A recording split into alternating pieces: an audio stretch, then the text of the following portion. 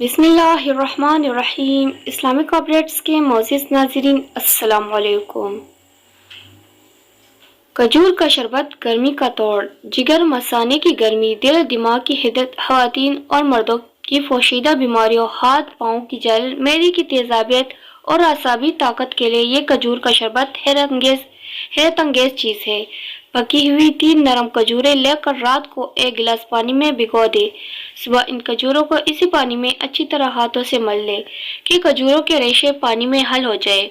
गुठलियाँ निकाल ले।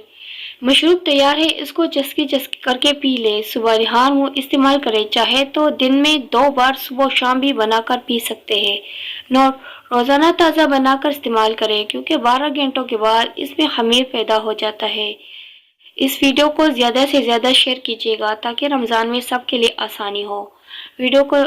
चैनल को सब्सक्राइब भी ज़रूर कीजिएगा। शुक्रिया।